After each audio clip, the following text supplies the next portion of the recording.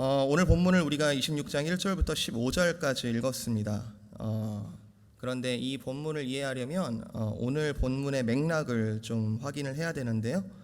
이사야서 24장부터 27장까지 24, 25, 26, 27 이렇게 4장에 걸친 맥락 속에서 오늘 중간에 위치한 본문을 읽었습니다. 성경 중에 이렇게 분량이 좀 상당히 많거나 좀 비슷해 보이는 말씀이 연이어지는 경우가 있어요.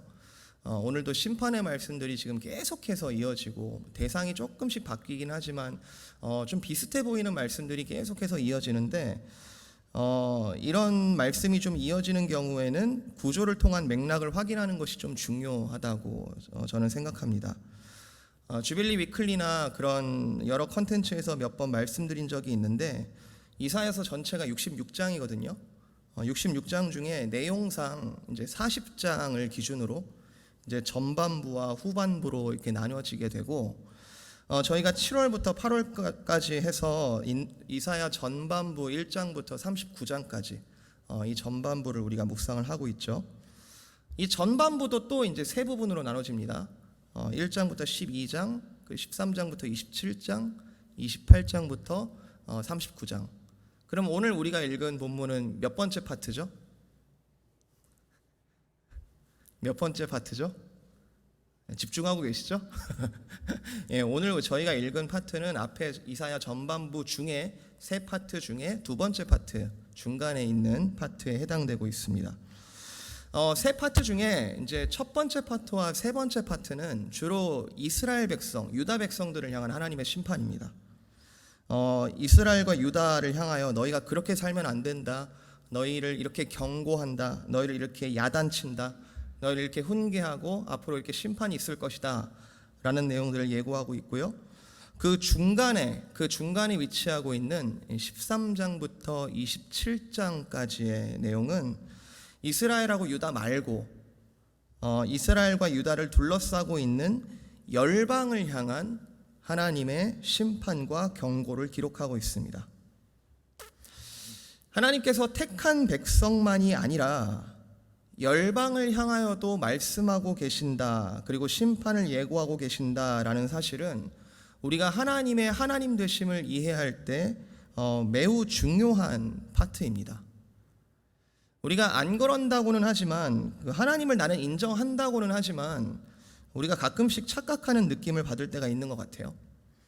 하나님이 마치 교회 안에만 계시는 것 같거나 그리고 하나님은 크리스천 가정에만 일하신다든가 기독교인의 하나님이라든가 또는 성도들이 기도를 해야만 움직이시는 하나님이라고 사실 말도 안 되는 이야기죠. 그런데 구약 이스라엘도 가끔씩 착각했고 그리고 나도 가끔씩 착각하고 있는 이 하나님에 대한 착각을 완전히 깨뜨려버리는 그런 대표적인 말씀들이 바로 열방을 향한 하나님의 메시지입니다. 이스라엘과 유다를 향한 의의 잣대를 열방을 향하여서도 공평하게 적용하시는 하나님, 그리고 구약에는 사실 조금 희미하게 드러나긴 하지만 택하였다 말씀하시는 이스라엘과 유다뿐만 아니라 여호와 하나님을 경외하고 주를 믿는 모든 자들, 심지어 이방인까지도 사랑하여 주시고 구원하여 주시는 공의에 있어서도 공평하시고 사랑에 있어서도 공평하신 그 하나님을 우리는 여전히 구약 성경에서도 발견할 수 있습니다. 오늘 본문은 이사야 전반부의 두 번째 파트, 이 열방을 향한 하나님의 메시지 13장부터 27장까지의 내용 중에서도 아주 클라이맥스 24장부터 27장까지 그 중에서도 중심부에 있는 말씀입니다. 여러분 오늘 본문을 함께 주의 깊게 읽으셨으리라 생각합니다. 오늘 본문에서 심판의 대상이 어느 나라인가요? 심판의 대상이 어느 민족인가요? 오늘 본문에서 사실 심판의 대상이 사실 특정한 나라나 민족을 지칭하고 있지 않습니다. 오늘 조금 앞으로 넘어가셔서 24장에 한번 첫 절을 한번 볼까요? 24장 24, 25, 26, 27장이라고 얘기했는데 24장 첫 절에 이렇게 되어 있습니다. 보라, 여호와께서 땅을 공허하게 하시며 황폐하게 하시며 지면을 뒤집어 엎으시고 그 주민을 흩으실 때 땅을 공허하게 하신다. 그 3절도 나오죠. 땅이 온전하게 공허하게 되고 4절도 나오죠. 땅이 슬퍼하고 쇠잔하여 세계가 쇠약하고. 이 땅이라는 단어는 하나님께서 지으신 세계 전체를 지칭합니다. 13절 세계 민족 중에 이러한 일이 있으리니 곧 감람나무를 흔듦 같고 포도를 거둔 후에 그 남음을 주움 같을 것이라.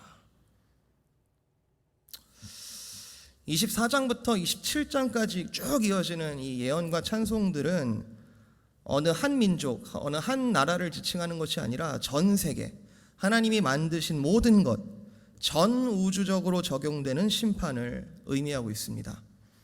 즉 하나님의 의의 심판이 이사야서 전반에 걸쳐서 이스라엘과 유다 아니면 개별 민족, 개별 나라들을 향하여 아주 구체적으로 말씀이 되었다면 이것이 24장부터 27장까지로 와서는 그 모든 심판의 그림들이 퍼즐처럼 이렇게 짜맞춰지고 아주 종합적이고 궁극적이면서 종말적인 하나님의 의로운 심판을 그리고 있습니다. 이사야서의 모든 심판의 내용들의 전체적인 그림이 어떠하냐라고 했을 때 일단 대상에 있어서는 아무도 그 심판에서 제외되는 자가, 제외되는 민족이 없다라고 얘기하고 있습니다. 대상이 전 우주적이라면 시점은 어떨까요? 오늘 24장부터 27장까지 이런 말씀들이 언제 일어나는 걸까요? 이 하나님의 심판은 언제 성취되는 겁니까? 24장 21절 그날에, 23절 그때에, 25장의 9절 그날에, 오늘 본문이죠. 26장 1절 그날에, 그리고 27장 1절 그날에, 그리고 마지막 절 27장 제일 마지막 절에 보면은 그날에. 여기서 그날이라는 시점은 어느 한 시점만을 의미하는 것이 아니라 중복적인 시점으로 이해됩니다. 이사야 시대에서는 아수르와 바벨론의 압제로부터 독립을 이루어 포로로부터 돌아오는 날을 의미하기도 하고요. 그리고 이사야서 전체가 구약의 궁극적인 구원자 메시아를 바라면서 예언하고 있는데 그 메시아께서 오시는 날을 의미하기도 합니다. 또한 하나님께서 이 땅을 창조하신 것을 끝맺는 날, 우리가 감히 상상할 수가 없는데 하나님께서 이 세상을 시작하셨다면, 시작하신 분이시라면 사실 논리적으로 이 세계를 마치실 수도 있는 거잖아요.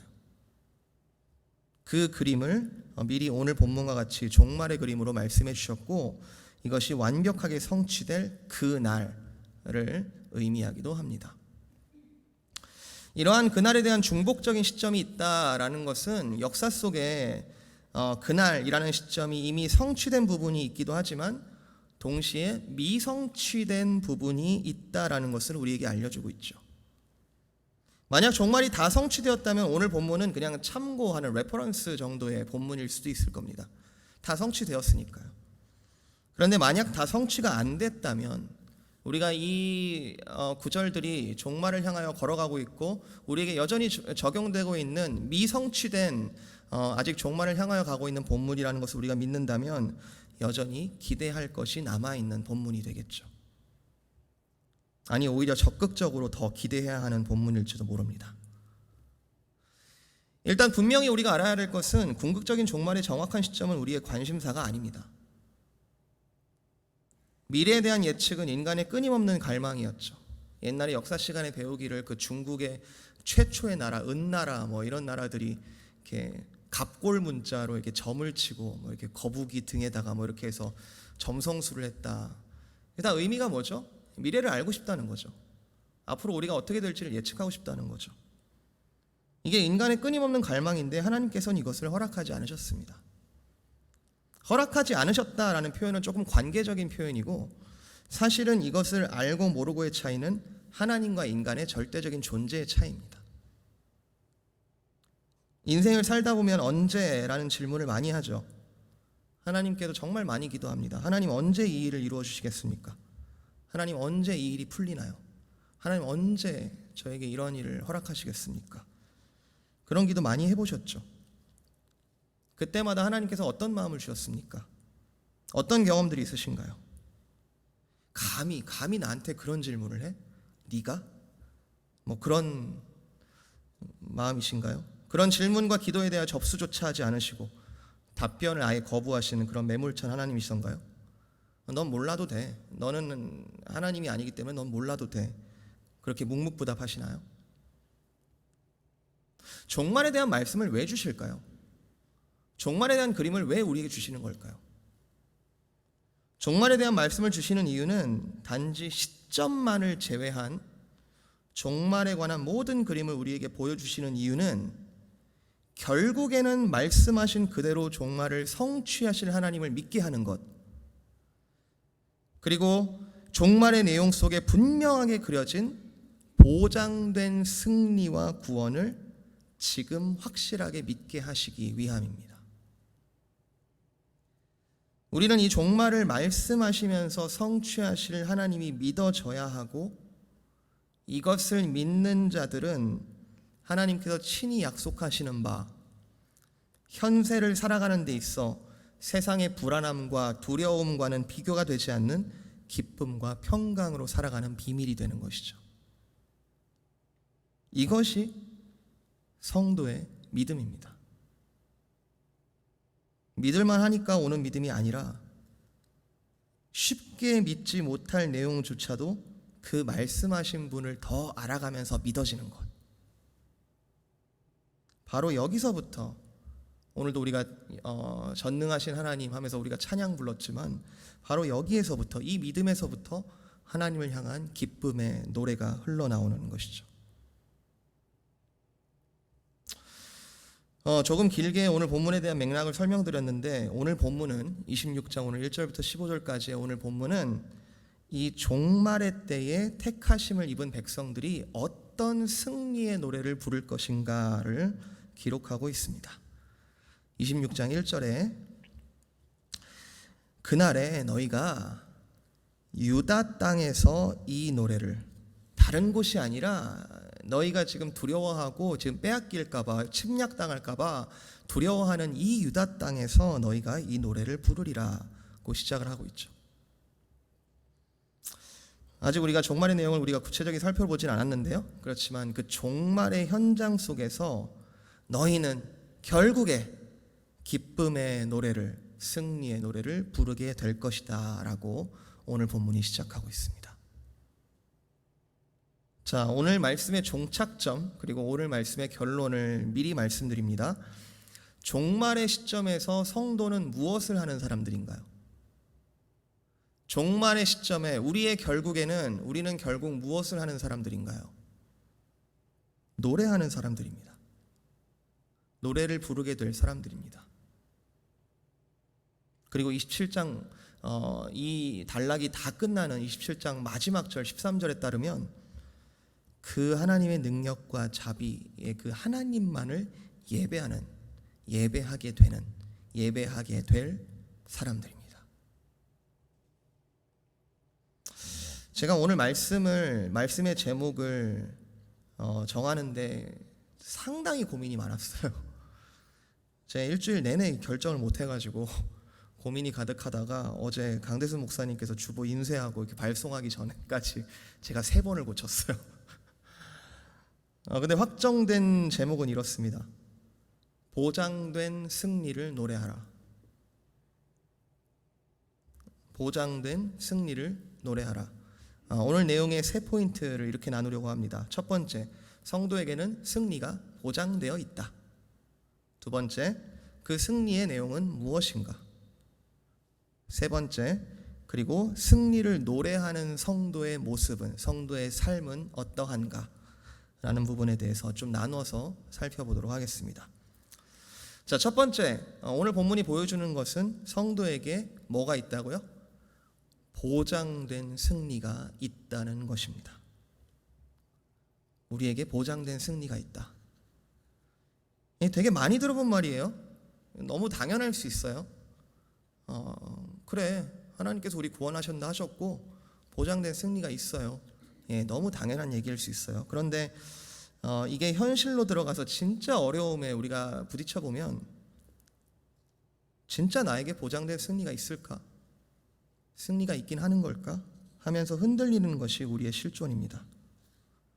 일단은 이걸 우리가 흔들릴 수 있다는 것을 먼저 인정을 해야 합니다.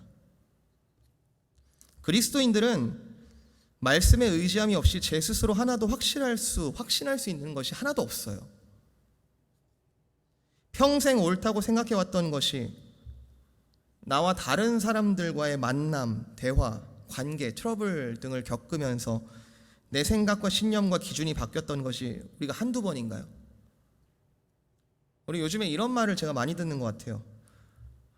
세상이 혼란스럽다 보니까 기준이 뭔지 모르겠다. 이런 말을 지금 굉장히 많이 듣는데 수많은 결정들 앞에서 이렇게 생각하는 게 맞나? 이렇게 결정하면 저 사람은 좀 다르게 또 받아들이게 되지 않나? 모르겠어요. 어느 정도 일치된 어떤 사회적 통념, 이데올로기가 지배했던 사회는 좀 덜했을지 모르겠습니다. 이게 맞다라고 이렇게 정치적인 리더가 이렇게 제시하면 맞나 보다 하고 갔을지 모르겠어요. 그런데 지금의 다원주의 사회는 진짜 혼란스러운 시대죠. 서로 맞다고 하고 그리고 그걸 인정해야 되고 가치가 서로 충돌하지 않을 때는 서로 존중하는 느낌을 서로 가질지 모르겠지만 진짜 어려울 때가 언제냐면 크리스천의 신념과 세상의 가치가 충돌할 때입니다. 가끔씩 그리스도인으로서 신념과 세상의 목소리가 아주 정면으로 충돌할 때가 있습니다. 교회라는 울타리를 쳐놓고 교회 안에만 통용되는 그런 우리끼리 다 이해되는 상황 말고 교회를 넘어서 학교와 또는 직장의 그런 상황으로 가면 그리스도인의 신념이 도전받을 때가 너무 많습니다. 단순히 가치 논쟁이 아니라 어떤 행동을 하는 단계까지 가게 되면 비난과 조롱을 받기도 하죠. 그리스도인들이란 아주 이 글자에 아주 꽉 막혀서 사는 사람들. 그 미국 내에서도 그 장로교인들의 경직성을 아주 비꼬는 그런 농담들, 그런 내용들을 우리가 종종 접하게 되죠. 그런데 심지어 종말의 내용은 사실 더 그렇습니다. 우리 눈으로 볼 때는, 우리 크리스천의 눈으로 볼 때는 예수 그리스도가 이미 성취하고 지금 이루어지고 있는 이 종말을 우리 눈으로 볼 때는 이미 시작되었고 성취되어 가고 있는 중인데, 그런데 세상 사람들이 보기에는 완전하게 이루어진 것이 아니기 때문에 주님의 종말은 완전하게 가시적으로 성취될 때까지 논란이 될 겁니다. 오늘 9절 후반부에 이렇게 써 있어요. 주께서 땅에서 심판을 하시는 때에는 세계의 거민들이, 세계의 모든 백성들이 의를 배우는 때입니다 라고 써 있죠. 9장 마지막 절에. 그런데 여기서 지금 악인이라는 것은 악을 행하는 사람들을 얘기하는 게 아니라 하나님의 주권을 인정하지 않은 모든 사람들을 통칭하고 있어요. 그런데 10절, 악인은 은총을 입을지라도 의를 배우지 않으며 그대로 불의를 행하고 여호와의 위엄을 돌아보지 않는다. 11절, 이미 주의 손이 높이 들렸는데도 그들은 보지 않는다. 종말의 그림은 성경 말씀 뒤로 갈수록 점점 더 분명해지고, 여러분 이미 읽으셨겠지만 마지막 책 그 요한계시록에 가면 진짜 구체적으로 환상이 기록되어 있죠. 마지막 때 이렇게 될 것이다. 그런데 거기에도 이렇게 써 있습니다. 하나님의 심판이 점점 극심해지더라도 끝까지 하나님을 부인하는 사람들이 있을 것이다. 마치 모세가 이스라엘 백성을 데리고 나오려고 할 때 10개의 엄청난 재앙들이 퍼부어지는데 애굽의 바로 왕이 끝까지 마음이 완악한 것처럼 결코 종말을 인정하지 않는, 종말을 행하시는 하나님을 끝까지 인정하지 않는 사람들이 있을 것이다. 자, 종말을 살고 있는 여러분, 종말을 살고 있다고 믿고 계신 여러분, 그렇다면 여기서 종말을 믿는다는 것이 무엇입니까? 우리가 종말을 믿는다고 한다는 뜻은 어느 정도의 뉘앙스를 가집니까? 성경은 아주 이렇게 두껍게 말하고 있습니다. 우리에게 이 종말과 궁극적인 승리가 아주 확실하게 보장되어 있다는 것을 아주 분명하게 믿으라고 이렇게 두껍게 이야기하고 있습니다. 당시 이스라엘과 유다 왕국의 촛불이 꺼져가는 그 순간일지라도 이사야 전반부의 첫 번째 파트와 세 번째 파트가 말하는 것처럼 이스라엘과 유다라는 하나님의 택한 백성의 공동체 속에서 선지자들이 고발하는 바 하나님께서 싫어하시는 일들이 너무 많이 일어난다 할지라도 하나님께서는 궁극적으로 당신의 백성을 이렇게 인도하셔서 승리의 노래를 부르게 하시리라고 하나님의 말씀은 분명하게 기록해서 우리에게 알려주고 있습니다. 공짜는 아니에요. 값을 치릅니다. 구약 이스라엘 백성은 나라가 멸망하고 포로로 끌려가는 징계를 통하여, 그리고 우리들은 정말로 이게 은혜인데 그리스도께서 그 징계를 대신 짊어지심으로 우리는 종말의 날에 승리의 노래를 부를 수 있는 자격을 얻게 되었다. 종말은 반드시 성취되며 그 종말의 성취는 하나님 스스로가 보장하고 계신다. 이 내용이 세상 사람들과 이야기를 할 때 논란이 되든 말든과 상관없이, 우리가 이 내용을 잘 알고 있든 잘 모르고 있든과 상관없이 하나님께서는 말씀하신 그대로 오늘도 성취해 나가시는 중이시다. 이사야 전반부가 전반적으로 암울하다는 것을 기억해야 합니다. 그런데 그 속에 빛이 있어요. 도무지 승리를 바랄 수 없는 암울한 내 자신, 암울한 환경, 암울한 사회의 총체적인 실패 속에서 구원을 바란다는 것과 구원을 이미 보장된 것으로 믿으며 소망하며 산다는 것은 완전히 다른 얘기죠. 아무런 빛도 아무런 소망이 보이지 않는다 할지라도 하나님의 계획은 여기가 끝이 아니다. 다른 끝을 말하고 있습니다. 종말의 그림에 있어서 여러분 얼마나 감사하신가요? 여기가 끝이 아니고 종말의 소망이 우리를 끌어당기고 있습니다. 만군의 여호와 하나님께서 보장하시는 종말의 소망이 우리의 심령 깊숙이 여기가 끝이 아님을 계속해서 말씀해주고 계십니다. 어떠한 현실 속에서 그럼에도 불구하고 성도가 소망을 가질 수 있고, 그럼에도 불구하고 주변을 격려할 수 있고, 그럼에도 불구하고 자신의 자리를 정화시키고 성화시켜 나갈 수 있는 이유는, 가장 근본적인 이유는 여기가 끝이 아니라 종말적인 약속이 우리를 계속해서 부르고 계시기 때문입니다. 이것이 첫 번째 포인트입니다. 성도에게는 보장된 승리가 반드시 존재한다. 여러분, 이것을 믿으려면 어떻게 해야 될까요? 승리를 알아야겠죠. 보장된 승리가 뭔지를 알아야겠죠. 두 번째 포인트, 보장된 승리가 있다. 오케이. 그러면 그 승리의 내용은 무엇일까? 하나님은 마지막 때에, 종말의 때에, 그날에 무엇을 하신다는 말인가? 반드시 이루어진다는 그 그림의 내용은 무엇일까? 여러분, 승리는 추상적인 컨셉이 아니에요. 승리라는 것은 아주 경험적인 사건입니다. 특별히 전쟁과 관련한 승리라는 단어는 그 자체로 이제는 살았다라는 구원의 감격과 직결되어 있습니다. 우리가 부르게 될 승리의 노래는 무엇이냐? 하나님께서 일하심으로 말미암아 우리에게 주어지는 구원이죠. 오늘 본문에 따르면 하나님께서는 어떤 일을 하시며 우리에게 결국에 어떤 승리의 노래를 부르게 하시고 어떤 구원의 감격을 누리게 하실까요? 궁금하지 않으세요? 종말의 날에, 승리의 그날에 하나님께서 하시는 일은 무엇일까요? 지금은 아무리 내 힘으로 믿으려고 해봐도 잘 안 믿어질 수 있지만 스스로 약속하시며 그 보장된 그림을 그려주시는 그 하나님께서 마지막 때 이루시는 일들이 무엇일까요? 오늘 본문이 그렇게 길지 않은 짧은 본문인데도 종말에 하나님께서 하시는 일들을 몇 군데 찾아볼 수 있습니다. 1절, 너희가 이 노래를 부르리라. 우리에게 견고한 성읍이 있다. 사실 이 당시는 아수르와 애굽 사이에 껴가지고 이리저리 치이다가 이스라엘이 멸망했어요. 북이스라엘이 멸망했어요. 국토의 90% 이상이 날아갔어요. 그리고 이제 뒤에 히스기야 시대로 보면 유다도 완전히 멸망할 위기에 가서 예루살렘 도시 하나만 겨우 버텨요. 그런 상황에서 이 유다 백성의 입에 이 승리의 노래를 넣어주시겠다는 겁니다. 너희가 그날에 견고한 성읍이 있다라고 노래할 것이다. 우리 하나님은 견고한 성읍, 구원을, 너희 백성을 완벽하게 보호하시고 살려주심, 그것을 이중벽, 성벽과 외벽이라고 표현되어 있죠.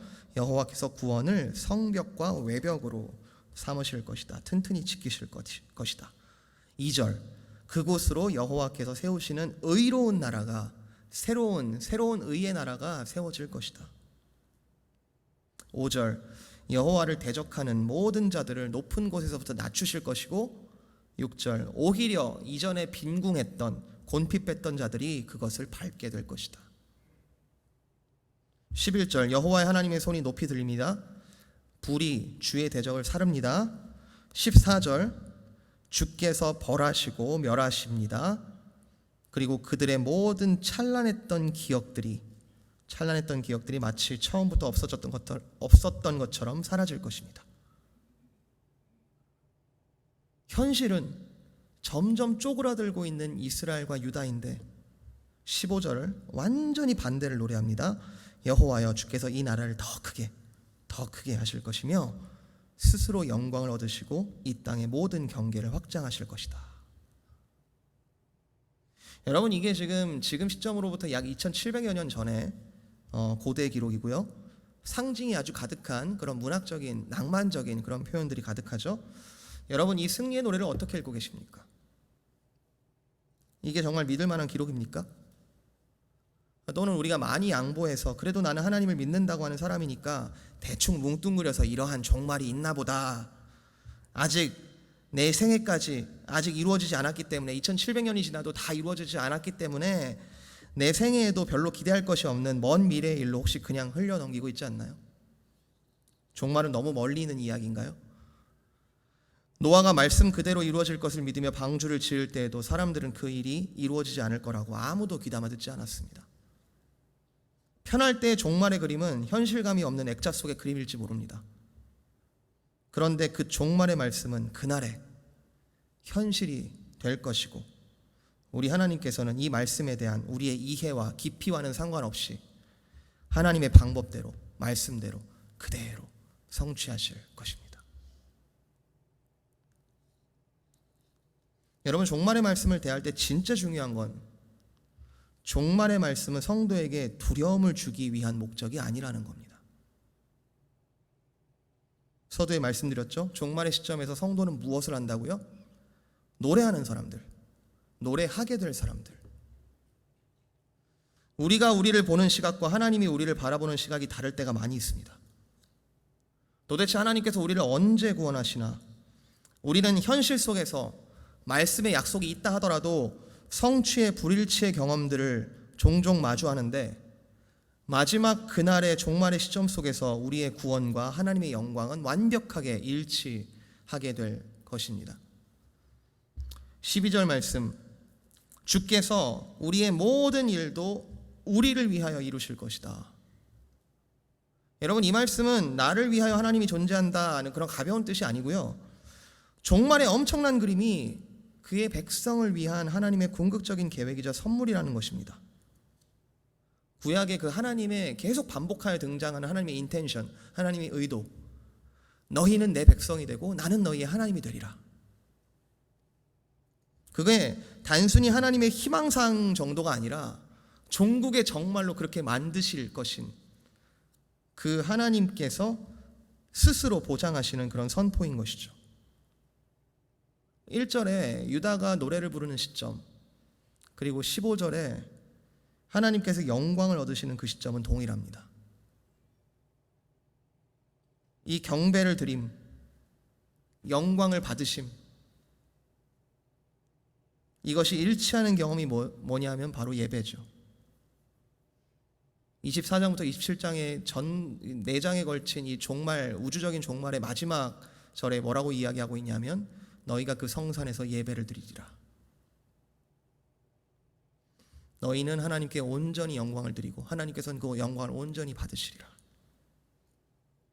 그날에 우리는 하나님의 역사로 말미암아 그것을 온전히 누리며 온전히 건지심을 입어 이렇게 노래할 것이다. 심지어 땅이 혼돈하여 큰 혼란이 있을지라도 그 혼란의 주체가 아무도 이길 자 없는 홀로 계셔서 심판을 자유롭게 행사하시는 그분 하나님이실지라도 우리는 그의 자녀들이기 때문에 구원을 얻기 때문에 이렇게 노래할 것이다. 25장 9절입니다. 그날에 말하기를 이분은 우리의 하나님이시라. 우리가 그를 기다렸으니 그가 우리를 구원하시리로다. 이는 여호와시로다. 우리가 그를 기다렸으니 우리는 그의 구원을 기뻐하며 즐거워하리라 할 것이다. 여러분, 하나님의 말씀이 말하는 종말의 그림, 종말의 내용, 승리의 내용은 아주 분명합니다. 믿는 자에게 그 그리스도의 이름을 붙잡아 하나님의 온전하신 그 손길을, 은혜를 힘입는 자들에게는 이 종말의 그림이 말하는, 우리를 보여주는 그 그림은 아주 분명합니다. 그날에 노래를 부르는 자와 노래를 부르지 못하는 자가 있으리라. 여러분, 오늘 우리의 모습이 어떠합니까? 나는 그 승리의 노래를 부르기에 합당한 자입니까? 그날에 떳떳하게 노래를 부를 것이 여러분 그려지십니까? 그 승리의 노래를 그날에 마음껏 부를 것을 기대하고 소망한다면 오늘 심지어 어두움과 캄캄함이 가득한, 또는 그저 그런 날이 계속 반복되는 것 같은 오늘에도 그 승리의 노래를 최소한 목청껏 부르진 못하더라도 그날을 소망하며 읊조릴 수 있지 않을까요? 비록 오늘은 작은 목소리로 힘겹게 노래를 부르더라도 그날의 목청껏 나에게 노래를 부르게 하실 그날을 소망하며 오늘을 노래할 수 있지 않을까요? 세 번째 포인트, 승리를 노래하는 성도의 모습은 과연 어떤 모습, 그리고 우리는 어떤 모습이어야 할까요? 오늘 본문에서 그날에 하나님께서 하신 역사를 묘사한 부분들도 우리가 지금 찾아봤지만 그날에 보여질 성도의 모습에 대해서도 많이 이야기를 하고 있습니다. 여러분 찾으셨나요? 제 예전 성경책은 주로 이 포인트의 구절들이 많이 줄이 쳐져 있습니다. 3절, 주께서 심지가 견고한 자, 주의를 흔들림 없이 평강 가운데 지키심을 입어 신뢰하는 자. 4절, 여호와를 영원히 신뢰하는 자. 7절, 정직하신 주를 따라서 정직함으로 걷는 어떤 의인의 모습. 8절, 주님의 종말을 믿음으로 기대하고 기다리는 사람. 온 몸과 마음으로. 9절, 주님을 사모하고 간절히 구하며 찾는 자. 13절, 어떠한 상황이 닥쳐와도 주만 의지하고 주의 이름만을 부르는 자. 여러분, 이것이 무슨 그림이라고요? 종말에 성취될 성도의 모습, 그날에 부르게 될 우리의 모습인 것이죠. 이 종말의 그림은 하나님의 궁극적인 성취를 묘사하기도 하지만 성도의 영화로운 결말을 그려주고 있습니다. 그날에 이렇게 노래를 하게 될 것이라면, 그 약속을 오늘 우리가 품고 살아간다면 성도는 오늘도 이 노래를 목청껏은 아니더라도 부를 수 있는 것이죠. 종말의 말씀은 그 노래의 악보가 우리에게 미리 주어진 것과 같습니다. 종말을 이미와 아직으로 표현하는 이유는 그 종말에 합당한 자로 하나님께서 오늘도 우리를 빚어가시는 중이기 때문이죠. 종말을 살아가는 성도의 모습은 신약 성경에 아주 구체적이고 현실적인 그런 언어들로 표현되어 있습니다. 너희는 이렇게 살아라, 이렇게 살아라. 종말이 이미 시작되었으니 너희는 이렇게 살아라. 이 말씀을 준비하면서 구약과 신약을 뒤적거리다 보면은 구약은 어떤 이렇게 중세의 어떤 낭만적인 어떤 그냥 그림들, 성화 이렇게 느껴진다면 신약의 말씀들은 이렇게 3D 이런 증강 현실 같은 그런 느낌 같이 그렇게 받을 때가 있습니다. 아, 종말을 살아가는 사람은 이렇게 살아가는 거구나. 비록 지금 상황이 어떠함과 상관없이 성도의 정체성은, 성도의 걸어가는 그 방향은 바뀐 적이 한 번도 없구나. 그럴 수밖에 없죠. 이미 그리스도께서 초림하심으로 이미 종말은 시작되었고, 우리는 이 이사야의 시점보다 조금 더 종말에 가까이, 궁극적인 완성으로 가까이 나아가고 있기 때문이죠. 아, 성도는 그럼에도 불구하고 이렇게 살아야 한다라고 성경은 끊임없이 나에게 격려하고 정말 warmly, 정말 따뜻하게 나를 푸시하고 있구나. 나를 풀아웃하고 있구나. 하나님께서 이끌고 계시구나. 자, 오늘 우리가 이사야서 짧은 본문인데요, 이 말씀의 내용을 좀 하나하나 뜯어서 조금 깊이 하나님께서 보여주신 종말의 그림을 우리가 잠시 확인해 봤는데요. 사랑하는 성도 여러분, 이제 우리가 현실로 돌아올 시간입니다. 이 예배를 마치면 우리는 천상의 보좌 앞에서 하나님과의 어떤 교제와 종말의 그림을 확인한 것을 가지고 그 믿음으로 우리에게 하나님께서 허락하신 자리로 돌아갈 것입니다. 가정으로, 직장으로, 학교로, 우리의 삶의 현장으로 돌아갈 것입니다. 우리의 현실은 예배를 드리기 1시간 전과 1시간 후가 그렇게 많이 변해 있지 않을 수 있습니다. 그러나 성도는 변해야 합니다. 하나님께서 종말의 그림을 보여주시는 이유, 그날의 승리의 노래의 악보를 손에 쥔 우리들은 승리의 노래에 합당한 자로서 세상 한복판에서 노래 부르기를 오늘 시작할 수 있는 것이죠. 가장 중요한 내용을 말씀드리고 말씀을 마치겠습니다. 이 승리의 노래에는 지휘자가 있습니다. 이 노래를 만드셨고, 이 노래를 이미 초연하셨고, 이 노래가 만방에 불려질 것을 우리에게 이미 보여주신 분이 계십니다. 그날의 주인공은 우리의 구속주이신 예수 그리스도시죠. 난 끝까지 못 믿겠다. 이 종말의 그림조차도 지금 내 삶의 소망이 되지 않는다. 아직 손에 확실하게 잡히지 않는 종말의 그림이 지금 나의 불안함과 나의 두려움을 해소시킬 수 없다라고 말하는 사람들에게 그 감정과 질문 자체는 제가 충분히 이해합니다. 힘들 수 있죠.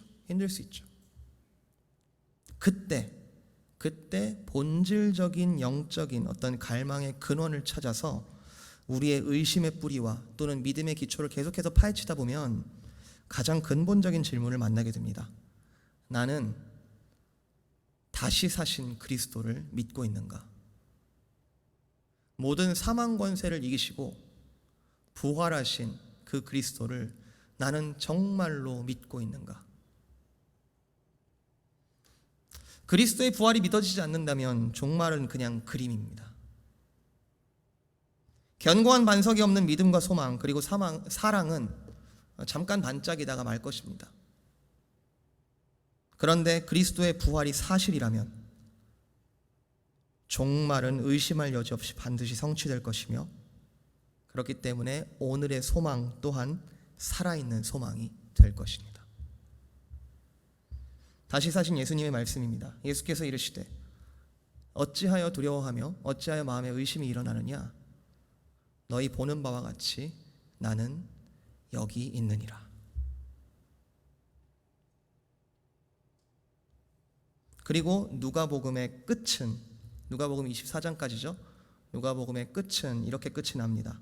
제자들이 늘 성전에서 하나님을 찬송하니라. 사랑하는 성도 여러분, 이 보장된 승리를 오늘부터 우리 함께 노래하시지 않으시겠습니까? 상황은 끊임없이 우리를 위협하고 마음이 꺾이고 힘든 일들은 너무나 많으나 성도는 꺾여진 채로만 살아가는 사람들이 아닙니다.